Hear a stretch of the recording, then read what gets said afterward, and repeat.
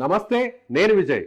కాశ్మీర్లోని పెహల్గాంలో జరిగినటువంటి ఉగ్ర దాడి తరువాత ఇప్పుడు ఇండియా పాకిస్తాన్ మధ్య యుద్ధ వాతావరణం నెలకొంది. ఇప్పటికే ఇండియా తీసుకుంటున్నటువంటి నిర్ణయాలు కావచ్చు, పాకిస్తాన్ తీసుకుంటున్నటువంటి నిర్ణయాలు కావచ్చు, అసలు రెండు దేశాల మధ్య ఖచ్చితమైనటువంటి భీకర యుద్ధం జరిగితే అసలు ఏ దేశానికి ఆర్మీ పరంగా చూస్తే ఎంత బలం ఉంది? అందరిలోనూ ఇదే క్వశ్చన్ రైజ్ అవుతుంది. అసలు ఒకవేళ ఇండియా పాకిస్తాన్ కానీ డైరెక్ట్గా వార్కి వెళ్తే ఇండియాకు ఉన్నటువంటి బలం ఏంటి, పాకిస్తాన్కు ఉన్నటువంటి బలం ఏంటి? సో దీని గురించి మనం డీటెయిల్గా ఈ వీడియోలో మీకు ఎక్స్ప్లెయిన్ చేసే ప్రయత్నం చేస్తాను. 2024 ప్రకారం చూస్తే, ఆ డేటా ప్రకారం ఒకసారి చూస్తే ఇది యాజ్ ఇట్ ఈస్గా చెప్పలేనటువంటి పరిస్థితి. అంటే ఇంచుమించుగా అప్రాక్సిమేట్ చేసి నేను దీన్ని మీకు అనలైజ్ చేస్తున్నాను. సో ఒకసారి మనం పరిశీలించినట్లయితే ఇండియాకి పాకిస్తాన్కి ఉన్నటువంటి బలాన్ని ఒకసారి మనం పరిశీలించినట్లయితే ఇండియా అంటే వరల్డ్లోనే ఇండియా చూస్తే 4వ స్థానంలో ఉంటుంది. ఆర్మీలో ఉన్నటువంటి బలం పరంగా చూస్తే ఆర్మీ పరంగా ఇండియన్ ఆర్మీకి వరల్డ్లోనే 4th ప్లేస్లో ఉంది. అలాగే పాకిస్తాన్కి 12th ప్లేస్ ఉంది. అది ఎలాగో మీకు ఒకసారి వివరించే ప్రయత్నం చేస్తాను. మిలిటరీకి సంబంధించి కూడా ఇండియా ర్యాంక్ పరంగా చూస్తే 4th ప్లేస్లో ఉంది ప్రపంచంలోనే. అలాగే పాకిస్తాన్కి 12వ ప్లేస్ ఉంది. సో ఒకవేళ యుద్ధం జరిగితే 12వ స్థానంలో ఉన్నటువంటి పాకిస్తాన్కి 4వ స్థానంలో ఉన్నటువంటి ఇండియాకి యుద్ధం జరగబోతుంది అన్నట్టుగా మీకు సింపుల్గా చెప్పాలంటే.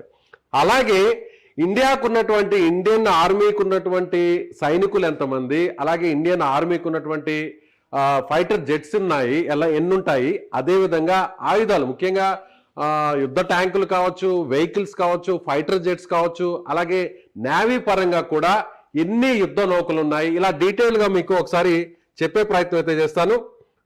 మనకు డీటెయిల్గా ఒకసారి ఈ వీడియోలో వివరించే ప్రయత్నం చేస్తా.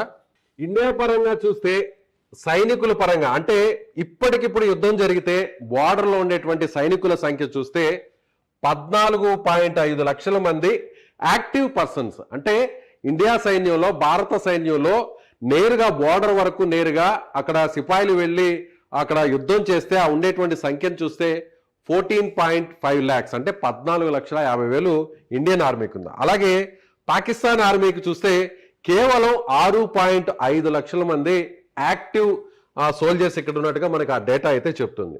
అదేవిధంగా అంటే రిజర్వ్డ్ అంటే యాక్టివ్గా డైరెక్ట్గా వార్లో పార్టిసిపేట్ చేసేటువంటి ఇప్పటికిప్పుడు జరిగితే ఒకవేళ యుద్ధం జరిగితే ఎంతమంది సోల్జర్స్ వస్తారు అనేటువంటి డేటా ఇది. అలాగే రిజర్వ్డ్ సోల్జర్స్ ఎంతమంది ఉన్నారు అనేటువంటి ఆ డేటా కూడా ఒకసారి చూసే ప్రయత్నం చేద్దాం. రిజర్వ్ డేటా చూస్తే 11.5 లక్షల మంది సోల్జర్స్ ఇండియన్ ఆర్మీ ఇక్కడ రిజర్వ్లో ఉంటుంది ఇండియన్ ఆర్మీలో. అదేవిధంగా పాకిస్తాన్కి చూస్తే కేవలం 5.5 లక్షల మంది మాత్రమే రిజర్వ్లో ఉంటారు. ఇక మిగిలిన డేటా కూడా ఒకసారి మీకు వివరించే ప్రయత్నం అయితే చేస్తాను. యాక్టివ్ పర్సన్స్ మనం చెప్పుకున్నట్టుగా 1.45 మిలియన్, అలాగే పాకిస్తాన్కి కేవలం 0.654 మిలియన్. అలాగే రిజర్వ్ పర్సనల్ చూస్తే 1.15 మిలియన్, అలాగే పాకిస్తాన్కి కేవలం 0.55 మిలియన్. అంటే దాదాపుగా 60 కంటే 70% మనమే పాకిస్తాన్ కంటే ఎక్కువగా ఉన్నాం. అలాగే పారామిలిటరీ ఫోర్సెస్ చూస్తే 2.5 మిలియన్ ఉన్నారు. అంటే దాదాపుగా 25 లక్షల మంది మనకి పారామిలిటరీ ఫోర్సెస్ ఉంటే పాకిస్తాన్కు కేవలం 2,91,000 మంది మాత్రమే ఉన్నారు. ఇక అన్నిటికంటే కూడా ఏ దేశమైనా కూడా తమ సైన్యానికి సంబంధించినటువంటి సంపదను పెంచుకోవాలన్నా, ఆయుధ సంపదను పెంచుకోవాలన్నా, ఫైటర్ జెట్స్ కావచ్చు, నేవీ కావచ్చు, సబ్మెరీన్స్ కావచ్చు, ఇలా ఏదైనా కూడా ఆర్మీ పరంగా చాలా బలంగా ఉండాలి అంటే ఖచ్చితంగా అందుకు ఆయా దేశాల ప్రభుత్వాలు కేటాయించేటువంటి బడ్జెటే ఇక్కడ చాలా కీలకం అని చెప్పాలి. ఇక్కడ మనకి ప్రతి సంవత్సరం మన డిఫెన్స్ బడ్జెట్ అంటే మన భారతదేశానికి సంబంధించిన బడ్జెట్, రక్షణ శాఖకు కేటాయించేటువంటి బడ్జెట్ చూస్తే $73 బిలియన్ అంటే దాదాపుగా 6,23,000 కోట్ల రూపాయలను మనం మన ఇండియన్ ఆర్మీకి లేదా రక్షణ శాఖకు సంబంధించినటువంటి ఈ బడ్జెట్ని కేటాయిస్తున్నాం. అలాగే పాకిస్తాన్ చూస్తే సంవత్సరానికి కేవలం $11 బిలియన్ మాత్రమే. అంటే ఒక రకంగా చెప్పాలంటే దాదాపుగా 93,000 కోట్ల రూపాయలను మాత్రమే ఇక్కడ కేటాయిస్తున్నారు. అంటే పాకిస్తాన్ కంటే కూడా 62% మనం ఎక్కువగా డిఫెన్స్ బడ్జెట్ని కేటాయిస్తున్నాం. సో ఎంత బడ్జెట్ని కేటాయిస్తే అంత మనం దానికి సంబంధించినటువంటి ఎక్విప్మెంట్స్ కావచ్చు, వారికి సంబంధించినటువంటి ఇతర ఆయుధ సంపత్తిని అంతా కూడా పెంచుకోవచ్చు. కానీ పాకిస్తాన్ ఆ కోణంగా చూసిన కంటే చూసినా కూడా మనకంటే చాలా బలహీనంగా ఉంది అనేది అర్థమవుతుంది. ఇకపోతే ఎయిర్ క్రాఫ్ట్స్ అంటే ఎయిర్ ఫోర్స్ కు సంబంధించినటువంటి ఇక్కడ చూసిన అంటే ఫ్లైట్స్ అంటే ఫైటర్ జెట్స్ కావచ్చు, ఎయిర్ క్రాఫ్ట్స్ కావచ్చు, ఇవన్నీ కూడా చూసినట్లయితే అంటే ఒక రకంగా చెప్పాలంటే 2200 ఎయిర్ క్రాఫ్ట్స్ మనకున్నాయి. దాదాపుగా ఇండియన్ ఎయిర్ ఫోర్స్ కి 2200 ఎయిర్ క్రాఫ్ట్స్ ఉంటే పాకిస్తాన్కి కేవలం 1400 ఎయిర్ క్రాఫ్ట్స్ మాత్రమే ఉన్నాయి. అన్నిటికంటే కూడా ఫైటర్ జెట్స్ అనేవి ఇప్పుడు ఉన్నటువంటి యుద్ధం జరిగితే చాలా కీలకం. అంటే ఒక ప్రాంతం నుంచి సెకండ్ల వ్యవధిలోనే, నిమిషాల వ్యవధిలోనే 100 కిలోమీటర్లకు వెళ్ళేటువంటి ఫైటర్ జెట్స్ ఏవైతే ఉన్నాయో అవి చూసినట్లయితే అంటే ఇప్పుడు మనం ఒక రకంగా చెప్పాలంటే పుల్వామా అటాక్ తర్వాత మన ఫైటర్ జెట్స్, మన ఇండియన్ ఆర్మీ ఎయిర్ ఫోర్స్ కు సంబంధించినటువంటి ఫైటర్ జెట్స్ నేరుగా పాకిస్తాన్ భూభాగంలోకి వెళ్ళి అక్కడున్నటువంటి ఉగ్రవాద ఏదైతే స్థావరాలు ఉన్నాయో వాటన్నిటిని కూడా స్మాష్ చేసి తిరిగి మళ్ళా సేఫ్గా మన ఇండియాకి తిరిగి వచ్చేసి ఇవన్నీ కూడా కేవలం నిమిషాల వ్యవధిలోనే జరిగింది. ఇదంతా చేసింది ఏంటంటే ఫైటర్ జెట్స్. అక్కడి నుంచి మిసైల్స్ ని ఆ ఫైటర్ జెట్స్ అక్కడ మిసైల్స్ వదులుతాయి. ఆ మిసైల్స్ ఎక్కడైతే టార్గెట్ ఉంటుందో ఆ టార్గెట్ ప్లేస్ లో అవి లొకేట్ అవుతాయి. ఆ తర్వాత అక్కడ స్మాష్ చేస్తుంటాయి. ఇవన్నీ కూడా ఫైటర్ జెట్స్ అనేవి యుద్ధంలో చాలా కీలకంగా మారుతాయి. సో మన ఫైటర్ జెట్స్ చూస్తే 600 ఉన్నాయి. 600లో సుఖై, అలాగే 30 MKI, రఫేల్ ఇవన్నీ కూడా మనం చూడొచ్చు. రీసెంట్ గా మనం చెప్పొచ్చు రఫేల్ గురించి. రఫేల్ అనేటువంటి ఫైటర్ జెట్స్ వరల్డ్ లోనే ఇది ఒక పవర్ఫుల్ ఫైటర్ జెట్స్ గా చెప్తాం. సో రఫేల్ తో పాటుగా సుఖై అలాగే 30 MKI ఈ ఫైటర్ జెట్స్ అన్ని కూడా కలుపుకుంటే 600 వరకు మనకు ఉన్నాయి. అలాగే రీసెంట్ గా కూడా తేజస్ కూడా యాడ్ అయినటువంటి పరిస్థితి. అలాగే పాకిస్తాన్ ఒకసారి మనం చూసినట్లయితే F-16JF ఈ ఫైటర్ జెట్స్ కేవలం 350. అంటే మనకంటే అవి సగం మాత్రమే ఉన్నాయి. 350 ఫైటర్ జెట్స్ పాకిస్తాన్ దగ్గర ఉంటే మన దగ్గర 600 ఫైటర్ జెట్స్ ఉన్నాయి ఇండియా దగ్గర. సో అదేవిధంగా అటాకింగ్ హెలికాప్టర్స్ అంటే ఇది పాత కాలంలో ఏదైనా ఒక ప్రాంతంలో మాత్రమే జరిగినప్పుడు ఆ ప్రాంతంలో హెలికాప్టర్స్ ద్వారా అటాక్ చేస్తుంటారు. అవి చూసినట్లయితే ఈ విషయంలో మాత్రం మనం కొంచెం పాకిస్తాన్కి ఇంచుమించుగా దగ్గరలో ఉన్నాం. అంటే ఈ ఒక్క విషయంలోనే పాకిస్తాన్ మనతో పోటీ పడుతుందని చెప్పాలి. ఫైటర్ హెలికాప్టర్స్ ఇవి చూసినట్లయితే 37 అంటే దాదాపుగా 37 నుంచి 50 వరకు ఉన్నాయంటున్నారు. ఇవి అపాచీ AH-64E. పాకిస్తాన్కి దాదాపుగా 50 నుంచి 55 వరకు ఉన్నట్టుగా తెలుస్తుంది. అంటే ఈ సంఖ్య రీసెంట్ గా పెంచుకున్నట్టుగా కూడా కొంత సమాచారం కూడా అందుతుంది. ఒక ఫైటర్ హెలికాప్టర్స్ విషయంలోనే పాకిస్తాన్ మనతో పోటీ పడుతుంది. అయితే ట్రాన్స్పోర్ట్ ఎయిర్ క్రాఫ్ట్ అంటే ఏదైనా సోల్జర్స్ ని ఒక ప్రాంతం నుంచి ఇంకో ప్రాంతానికి తీసుకువెళ్లాలన్నా లేదంటే వారికి సంబంధించినటువంటి ఆయుధ సామాగ్రిని తీసుకువెళ్లాలన్నా కూడా వాటన్నిటికి కూడా ట్రాన్స్పోర్ట్ ఎయిర్ క్రాఫ్ట్ ని యూజ్ చేస్తూ ఉంటారు. ట్రాన్స్పోర్ట్ ఎయిర్ క్రాఫ్ట్ వచ్చేసి 250 మన ఇండియాకు ఉంటే పాకిస్తాన్ కు కేవలం 200 మాత్రమే ఉన్నాయి. అంటే మనకంటే వాళ్ళకి ఒక 50 తక్కువగా ఉన్నాయి. ఇక ట్యాంక్స్ అంటే మన యుద్ధ ట్యాంకర్లు అని చెప్తుంటాం కదా. ఒక ప్రాంతం నుంచి ఇంకో ప్రాంతానికి నేరుగా వెళ్తుంటాయి, అక్కడి నుంచి ఫిరంగులు పేలుస్తూ ఉంటాయి. ఆ యుద్ధ ట్యాంకర్లకు సంబంధించి చూస్తే మన దగ్గర 4500 యుద్ధ ట్యాంకర్లు ఉంటే పాకిస్తాన్ దగ్గర 3700 యుద్ధ ట్యాంకర్లు ఉన్నాయి. అలాగే ఆర్మోర్డ్ వెహికల్స్ అంటే యుద్ధాన్ని అంటే మామూలుగా వార్ సమయంలో ఉపయోగించేటువంటి వాహనాలు అంటే ఒక చోట నుంచి ఇంకొక చోటకు సోల్జర్స్ ని తీసుకువెళ్లాలన్నా కూడా కొంత ఎక్విప్మెంట్ తీసుకెళ్లాలన్నా కూడా ఆన్ రోడ్ వెళ్ళడానికి ఉపయోగించేటువంటి యుద్ధ వాహనాలను చూసినట్లయితే ఇవి 6000 మన దగ్గర ఉంటే పాకిస్తాన్ దగ్గర 9000 వరకు ఉన్నట్టుగా మనకి ఈ డేటా తెలుస్తుంది. అలాగే ఆర్టిలరీ సంబంధించినటువంటి ఎక్విప్మెంట్ చూస్తే ఇది 10,000 వరకు మనకు ఉన్నాయి. అంటే మీకు అది ఒకసారి మీకు ఆ ఫొటోస్ చూపించే ప్రయత్నం చేస్తాను. ఎస్, ఇవి ఇప్పుడు మనం చెప్పుకున్నాం కదా యుద్ధ ట్యాంకర్లు, ఇవి ఆర్టిలరీ ట్యాంకర్స్ అంటారు వీటిని. ఇక్కడ మనం చూస్తున్నాం కదా ఇవి. ఎస్, ఇవి అనమాట. ఈ డేటా విషయానికి వస్తే మన దగ్గర దాదాపు 10,000 వరకు ఉన్నాయి. మన ఇండియన్ ఆర్మీలో దాదాపు వీటి సంఖ్య ఈ యుద్ధ ట్యాంకర్లు ఆర్టిలరీ అనేటువంటి యుద్ధ ట్యాంకర్లు చూసినట్లయితే దాదాపుగా 10,000 ఉంటే పాకిస్తాన్ దగ్గర కేవలం 4500 మాత్రమే ఇక్కడ ఉన్నాయి. అలాగే రాకెట్ లాంచర్స్ ను కూడా చూద్దాం. రాకెట్ లాంచర్స్ ను మనం ఒకసారి చూద్దాం. ఈ రాకెట్ లాంచర్స్ మన దగ్గర ఎన్ని ఉన్నాయంటే 300 ఉంటే వాళ్ళ దగ్గర 130 వరకు ఉన్నాయి. అలాగే నేవల్ అసెట్స్ అంటే నావికా దళానికి సంబంధించినటువంటి ఎయిర్ క్రాఫ్ట్ మనకి ఏదైతే షిప్స్ కావచ్చు, వార్ షిప్స్ కావచ్చు, ఇవన్నీ కూడా చూసినట్లయితే దాదాపుగా మనకి 295 ఉంటే పాకిస్తాన్ దగ్గర కేవలం 100 మాత్రమే ఉన్నాయి. ఇక ఎయిర్ క్రాఫ్ట్ క్యారియర్స్ ఇవి నావికా దళంలో చాలా కీలకంగా పనిచేస్తాయి. ఎందుకంటే ఇప్పుడు మనం ఐఎన్ఎస్ విక్రమాదిత్య కానీ వీటి గురించి మనం ప్రత్యేకంగా చెప్తున్నాం. ఐఎన్ఎస్ ఆదిత్య కానీ అంటే ఒకేసారి ఈ ఫైటర్ జెట్స్ ఏవైతే ఉన్నాయో ఈ ఫైటర్ జెట్స్ అన్నిటినీ కూడా వీటి ద్వారా అంటే ఈ ఎయిర్ క్రాఫ్ట్ క్యారియర్స్ ద్వారా సముద్ర జలాల్లో తీసుకువెళ్తారు. ఇప్పటికే దీనికి సంబంధించినటువంటి సమాచారం కూడా వచ్చింది. ఏంటంటే బెంగళూరులో ఉన్నటువంటి నావీ డాక్ నుంచి ఇప్పటికే ఐఎన్ఎస్ ఆదిత్య అరేబియా సముద్రంలో ఉన్నటువంటి జలాల వైపు వెళ్ళడం జరిగింది. పాకిస్తాన్కు దగ్గరలోనే దీన్ని అక్కడ లొకేట్ చేశారు. అక్కడ ఈ ఎయిర్ క్రాఫ్ట్ ద్వారా ఒకేసారి 40 ఫైటర్ జెట్స్ని ఈ ఎయిర్ క్రాఫ్ట్ క్యారియర్ తీసుకువెళ్తుంది. అంటే మీకు చెప్పాలంటే ఇవి ఇవేంటంటే షిప్లా ఉంటుంది. ఫైటర్ జెట్స్ ఇక్కడి నుంచి ల్యాండ్ అవ్వచ్చు, అలాగే టేక్ ఆఫ్ అవ్వచ్చు. ఏదైతే శత్రు దేశం ఉంటుందో, ఎక్కడైతే యుద్ధం చేయాల్సినటువంటి ఆ ప్రాంతం ఉంటుందో ఆ భూభాగానికి దగ్గరగా ఉన్నటువంటి జలాల్లో ఈ ఎయిర్ క్రాఫ్ట్ క్యారియర్ని తీసుకువెళ్తారు. అక్కడ నుంచి అంటే భూమికి మధ్య దూరం ఉండి మధ్యలో ఒకవేళ వాటర్ ఉంటే, సముద్ర జలాలు ఉంటే ఆ సముద్ర జలాల్లోనే అక్కడ ఒక రకంగా చెప్పాలంటే బేస్ పాయింట్ చేసుకుంటారు. సముద్ర జలాల్లోనే యుద్ధం టైంలో బేస్ పాయింట్ చేసుకుంటారు. ఆ ఎయిర్ క్రాఫ్ట్ క్యారియర్ నుంచే ఈ యుద్ధ వాహక నౌకకు సంబంధించినటువంటి దీని మీద నుంచే ఫైటర్ జెట్స్ అన్ని కూడా ల్యాండ్ అవుతాయి, టేక్ ఆఫ్ అవుతుంటాయి. సో ఇలా ఒకేసారి 40 ఫైటర్ జెట్లను తీసుకెళ్లేటువంటి ఐఎన్ఎస్ ఆదిత్య ఇప్పుడు ప్రస్తుతం పాకిస్తాన్కి దగ్గరలో ఉన్నటువంటి ఆ గుజరాత్ అలాగే పాకిస్తాన్ మధ్య ఉన్నటువంటి సముద్ర జలాల వైపు వెళ్తోంది. సో ఇది కూడా ఒక ఇండికేషన్ అని చెప్పొచ్చు. అంటే ప్రతి విషయంలో కూడా మనం చాలా అలర్ట్గా ఉన్నాం. ఈ విషయంలో ఎయిర్ క్రాఫ్ట్ క్యారియర్స్ మనకు 2 ఉంటే పాకిస్తాన్ దగ్గర ఎన్ని ఉన్నాయి? 0. పాకిస్తాన్ దగ్గర ఏమీ లేవు. పాకిస్తాన్ దగ్గర ఒకవేళ సముద్రంలో నుంచి మన మీద అటాక్ చేయాలంటే సముద్రంలో బేస్ పాయింట్ ఏర్పాటు చేసుకొని అక్కడి నుంచి ఫైటర్ జెట్స్ని అటు కాశ్మీర్ కావచ్చు, పంజాబ్ కావచ్చు, వాటెవర్ ఎలాంటి మన దేశంలోని భూభాగం మీద మిసైల్స్ని వేయాలి అంటే యుద్ధ విమానాల నుంచి వాళ్ళ దగ్గర సముద్ర జలాల్లో ఉండేటువంటి ఒక బేస్ పాయింట్ అనేది లేదనే చెప్పాలి. సో ఈ విషయంలో మాత్రం పాకిస్తాన్ చాలా బలహీనంగా ఉంటుంది.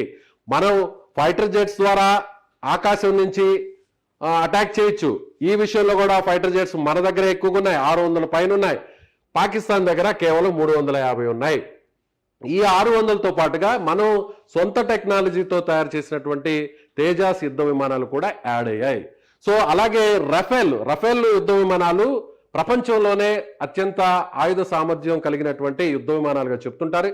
వీటిని కూడా మనం ఇటీవల మనం ఈ రఫేల్స్ని మనం మన ఇండియన్ ఎయిర్ ఫోర్స్లో జాయిన్ చేసాం. సో భూమి మీద నుంచి అటాక్ చేసినా ఇక్కడ మనం చాలా స్ట్రాంగ్గా ఉన్నాం. అంటే మన సైనికుల సంఖ్య పాకిస్తాన్ కంటే 60%, 50% ఎక్కువ ఉంది. అలాగే ఆకాశం నుంచి ఒకవేళ మనం అటాక్ చేసినా కూడా ఇక్కడ చూసినట్లయితే ఫైటర్ జెట్స్ మన దగ్గర 600 ఉన్నాయి, పాకిస్తాన్ దగ్గర 350 ఉన్నాయి. అలాగే ఎయిర్ క్రాఫ్ట్ 250 మన దగ్గర ఉంటే వాళ్ళ దగ్గర 200 ఉన్నాయి.